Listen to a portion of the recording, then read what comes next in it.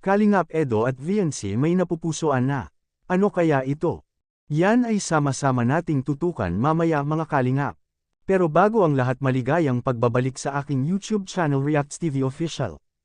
At kung nagustuhan niyo po ang ganitong klaseng reaction video, paki-like at subscribe naman po para lagi kayong updated sa susunod kong mga uploads.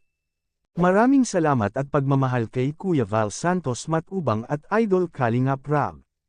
Paalala, panoorin at tapusin ang video na ito, para malaman mo kung ano ang nilalaman nito bago mag-comment.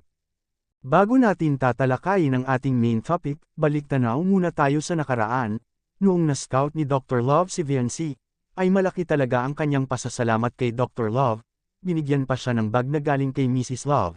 Napakagandang bag na iyon, at hanggang nakilala niya si Idol Eds, ay ginagamit pa rin niya ang bag na bigay kay Mrs. Love. Napakatipid at magaling talaga magtago ng gamit itong si VNC mga kalingap.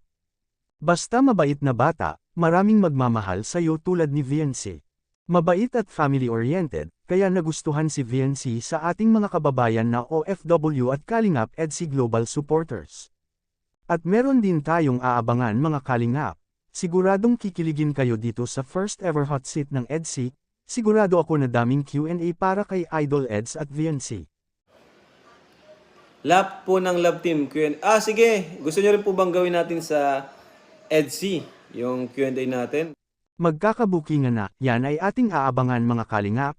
Nakaka-excite ito mga kalingap, malalaman natin ang katotohanan. Yan ay ating aabangan. Ngayon balik tayo sa topic. May napupusong na si VNC at Kalingap Edo na pabango mga kalingap. Pinapili po silang dalawa ni Idol Ian Ramirez mga kalingap. Sana tuloy-tuloy na itong blessings ng EDC mga kalingap, para lalong matulungan ni VNC ang kanyang mga magulang. Ayoko masyado matamis eh. So parang ano siya, parang sobrang tamis ah. Parang vanilla siya guys. Sobrang tamis no? Tamis. Sobrang sweet, parang ikaw.